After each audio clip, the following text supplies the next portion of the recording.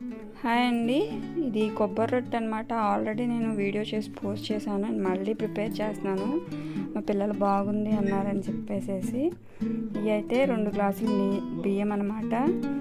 1 day నానబెట్టుకోవాలి. దీనికి కావాల్సిందల్లా కొబ్బరి, బెల్లం, ఇంతేనండి. బియ్యము ఈ మూడిటితోటే చేస్తాము. ఇప్పుడు శ్రావణ మాసంలో ఎక్కువ కొబ్బరి చిప్పలు అవి ఇంట్లో ఉంటుంటాయి కదా, ఒకసారి మీరు ట్రై చేయండి. ఒక 2 కొబ్బరి చిప్పలు ఫుల్, ఒక 1/2 కిలో బెల్లం, 2 గ్లాసుల బియ్యం, అంతేనండి. నేను గ్రైండర్లో వేస్తే మొత్తం అన్నీ ఒకేసారి వేసుకోవచ్చు. బియ్యం నలిగినాక కొబ్బరి నలిగినాక బెల్లం. నేను ఇప్పుడు మిక్సర్ జార్లో కాబట్టి హాఫ్ వేస్తాను అనమాట.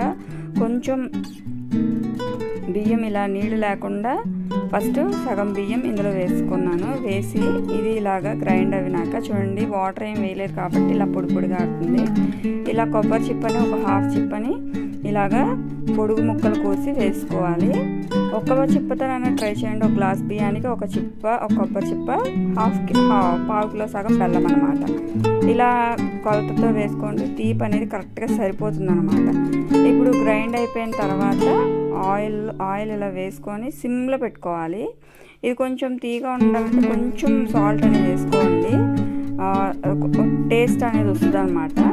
ఇప్పుడు ఇందులో ఈ గ్రైండ్ చేసుకున్న మిశ్రమాన్ని ఇందులో వేసేసుకొని సిమ్లో పెట్టుకోవాలి. మూత పెట్టి ఒక 15 మినిట్స్ వరకు ఉంచేయాలన్నమాట. సిమ్లో పెట్టాలన్నమాట. చూడండి, 15 మినిట్స్ తర్వాత ఎంత ఎర్రగా వేగుతుందో, చాలా టేస్ట్గా ఉంటుంది. ఇది యాక్చువల్లీ అయితే మొత్తం ఒకేసారి వేసేసామనుకోండి, ఈ మూకుడంతా అంటే ఇదంతా వెడల్పు అయితే ఉందో అంత వెడల్పు వస్తుంది. అంత వెడల్పుతో దిప్పరొట్టెలే. ఇది ఇప్పుడున్న పిల్లలు అంత వెడల్పు తినరు కాబట్టి కొంచెం పలచగా వేస్తున్నాను. ఇంకొక సగం పిండి ఉందని చెప్పాను కదా, దాన్ని కూడా సేమ్ ఇదే ప్రాసెస్తో గ్రైండ్ చేసుకొని ఇంకొకటి బాండి పెట్టుకొని దాంట్లో వేస్తున్నాను. మొత్తం ఒకటే వేయాలంటే దానంత మూకుడంత వెడల్పు వచ్చింది అనమాట. ఇప్పుడు నేను 2 కింద వేస్తున్నాను దీన్ని. ఇది వేగిపోయింది. ఇది టర్న్ కూడా చేసుకునే విధానం చూపించాను కదా. యాక్చువల్లీ లావుగా అయితే ఒక 2 టర్న్ చేయాలి. జస్ట్ పల్చగా ఉంది కాబట్టి సింపుల్గా ఇలా టర్న్ అయిపోయింది. దీన్ని కేక్ అల్లే అయిపోతుందండి. ఇది ఉడికినాక కట్ చేసుకుంటే చాలా టేస్ట్గా ఉంటుంది. బలం కూడా, కొబ్బరితో చేసుకునే రెసిపీ కాబట్టి మీరు ఒకసారి ట్రై చేయండి. దీన్ని చాక్తో కానీ లేకపోతే అట్లకాడతోనే కానీ మీరు కట్ చేసుకోవచ్చు.